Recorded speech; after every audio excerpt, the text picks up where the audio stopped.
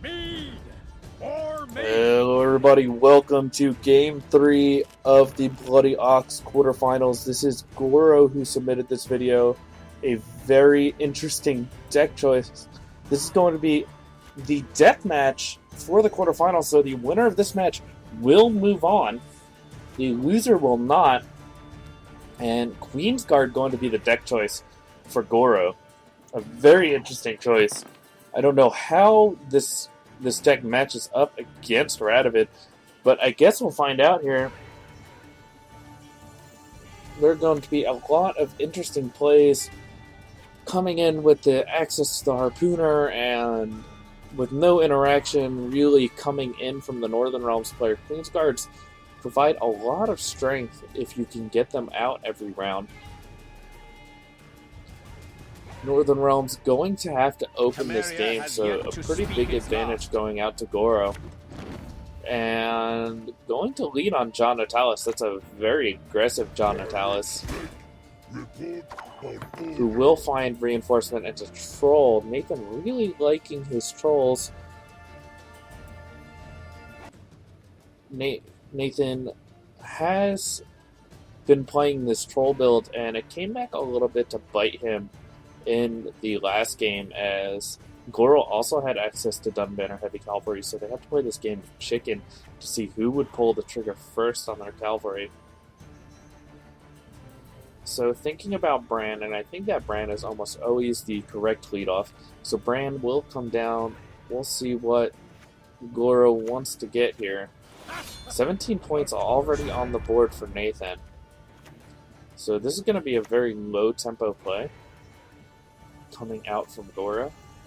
See what Goro wants to get here, opting for Cerys, Queensguard, and Olgierd. And if you're unsure on why he didn't just get the third Queensguard, you'll see this Warmonger come down later to discard the last Queensguard out of the deck.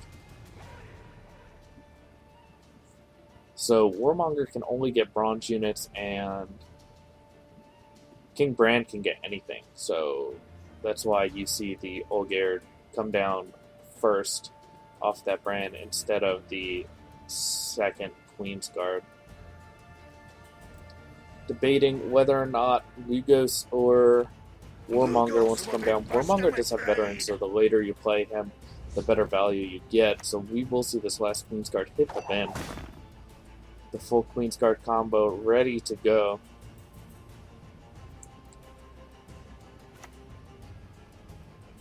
Sarah's still on 4 counters. Banard Tutor for Nathan. Not opting to mulligan anything, so no Thunderbolt Potion for that Banard Tutor. A 6-point lead for Northern Realms, 26-20. Silver Spy has been already unleashed for Nathan. So a pretty big advantage, reversing that deficit of having to play first.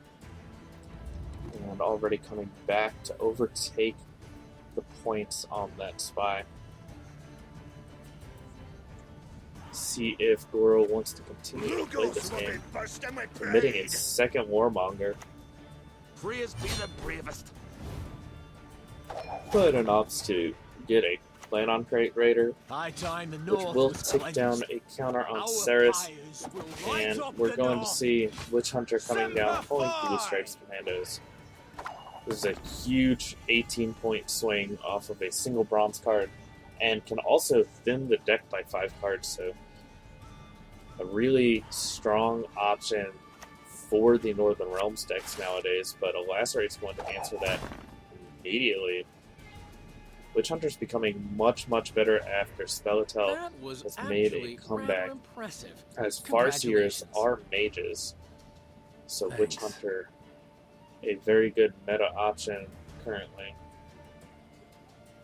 Although I don't know exactly when this tournament took place, so the Spellitel deck might not have been in the meta, but if you are watching this now and you are looking for a way to deal with Spellitel, put together a Northern Realms deck that has Witch Hunters in it. Doesn't need to be this build exactly, but Witch Hunter a very strong option in the current meta. So Prince Dennis will come down, finding a heavy cavalry, which will eat 12 armor off that troll. That troll did come down turn 1, so a lot of armor. Gigni an option for Goro. We'll see if he wants to pull the trigger on that Gigni. But Gigni is really good in the last round to take out that heavy cavalry, as almost always you're going to see enough power to trigger Gigni in that back row against this Northern Realms deck, because that heavy cavalry is a robot. So likely 2 heavy cavalry is going to come in round 3. Gigni might be great to power out then, and I feel like with such a large lead going to Nathan, this pass is excellent. Some people might have been tempted for that 20-point Gigni, but Goro showing discipline against his opponent Nathan. Even though this is the deathmatch, there's a lot of pressure on this game.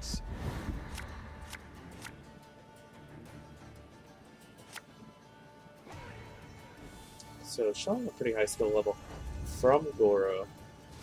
We'll see him kick back and Clan and Crater. And Coral is an excellent draw. Olgierd will prevent a dry pass for round 2. A very powerful card. I think that Xerath down to 2 counters. So we'll see possibly a Queen's Guard coming down if Nathan wants to bleed his opponent a little bit. I don't think that bleeding the Queen's Guard deck is very good. They're good at playing all 3 rounds. Huge power ban for the Queen's Guard deck, as they can resurrect those Queen Guards every round, usually with a Priestess of Freya. So Queen's Guards in this case representing 17, 18, 13 points. Queen's Guards do represent 13 points, and Olgierd going to take down the round for Goro. So Nathan says, let's play a long round 3. And a long round 3 will give the troll lots of time to take. I assume that is what Nathan's going for. Play a long round, take advantage of those troll armor bumps.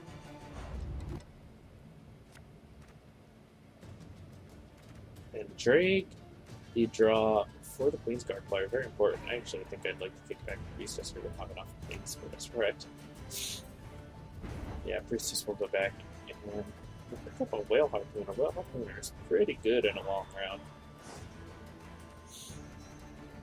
But sometimes shifting around some of these armor things is pretty difficult, because finding a thing without armor is sometimes tough.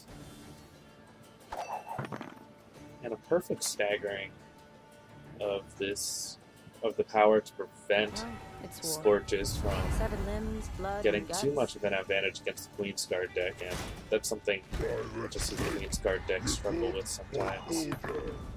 So this Shani will resurrect this troll, like I had mentioned earlier, and Coral will say absolutely not. This is one of the weaknesses of Troll. It has a lot of things that can kill it. But that Jade Statue will get a slight buff from the Skirmix and a Thunderbolt Potion. So 22-12, a 10-point lead for Nathan. Will we see the Queen's Guards finally come down? I think we will, because these Harpooners are not very good. And Grimace is not quite ready to eat anything with a bear, but Grimace does have the option to possibly Penetrable Fog, though it's not very good against all this armor.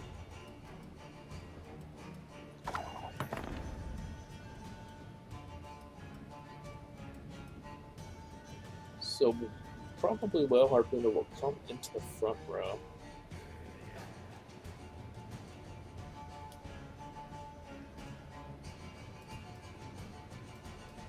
And pull that Ban R-Tutor into the front row for 4 damage.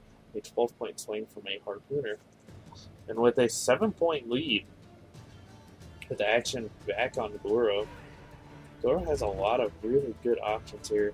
That Madman Lugos is free to hit something without armor, so may want to take up that chance. So Lugos will opt to do that, and we'll see if he wants to get a Raider or just take 9 points of damage. He does take the 9 points off of discarding the Warmonger. And discarding the Warmonger gives the Priestesses another thing to resurrect in the future if they decide to do that. So another Thunderbolt potion, the second Thunderbolt potion of the game, coming down for the Northern Realms player. And that's just not a high enough tempo play to really get anything going, but it is preventing these Whale Harpooners from doing anything because Nathan's not adding anything to the board, so Thunderbolt Potion while the low tempo play is really stranding these Harpooners in hand. Priestess reviving the first Warmonger. Warmonger might pull that last plan on crate, or it might pull another Harpooner to provide something for the last Priestess to pick up.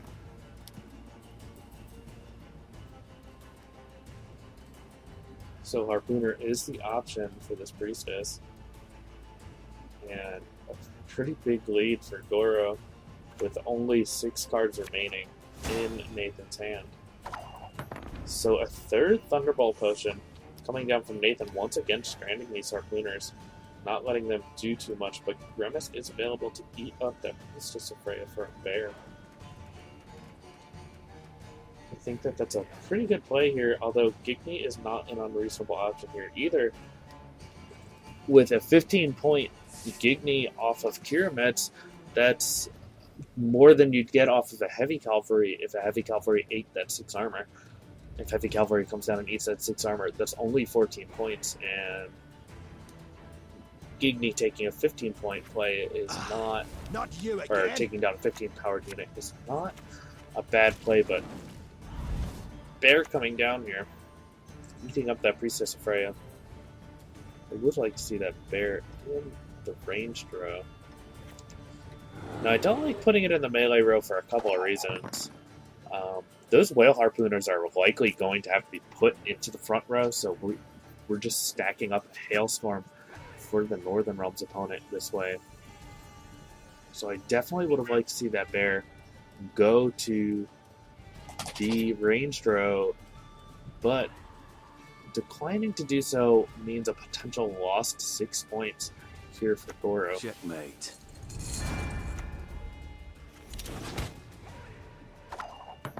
So Radovid will come down and just be a 14-point play for Nathan.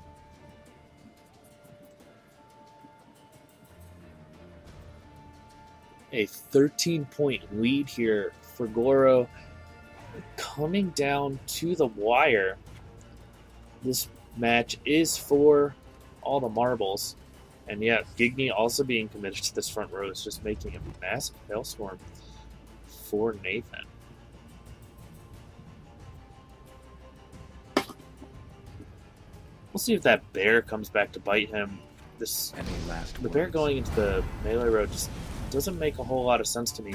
We'll see if Goro gets punished for placing that Bear wrong, and you can see him point at that Bear and realize that was the wrong play. I'm all ears.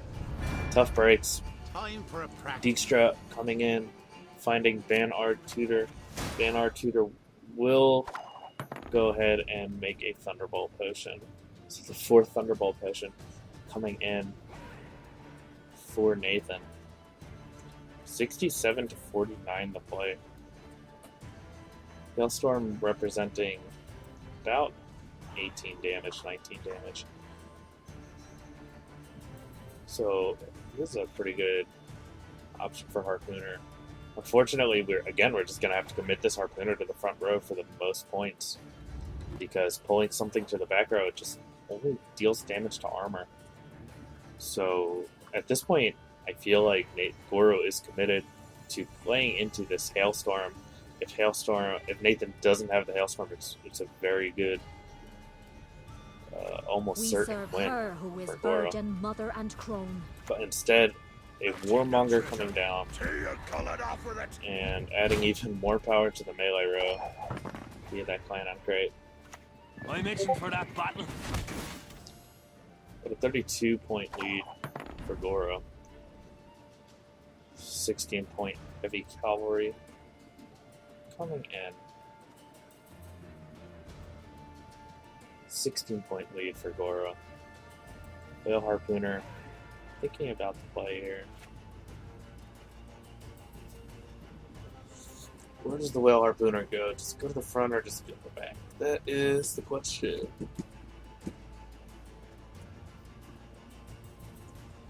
Committing it to the front row does play more points into Hailstorm, but losing a point to play this Harpooner in the back row, gaining 4 points if Nathan does have that Miracle Hailstorm. And he does, so that did pay off for Goro. We'll see if that 6 points by placing that bear in the melee row comes back to bite Goro here. And now that Goro has an option here with this Harpooner, he's not afraid of the Hailstorm anymore. Let's see what he opts to do. So he can move a unit with armor into the back row, and that's actually more points if that last card of Nathan's is a heavy cavalry. Now, if that last card is not a heavy cavalry, he'll be leaving points on the board if he moves a unit with armor. But only one card remaining in Nathan's deck. It's a 50-50 shot on whether or not Nathan has that heavy cavalry, and he almost certainly does, because that's a card that he would want to keep. And this is a very heads-up play by Goro, opting to take out that Jade statue and the full brunt of that Whale Harpooner damage going at armor. So paying off here for Goro, really showing his experience in the game and a lot of discipline, even though there's a lot of pressure on this game. If he moved another unit, a unit without armor, then he would have been 1 point down to end this round and would have lost, but we will be moving into a Game 4 of this best of 3 series. Thank you everybody for watching. This is Hey I'm a Wolf, signing off.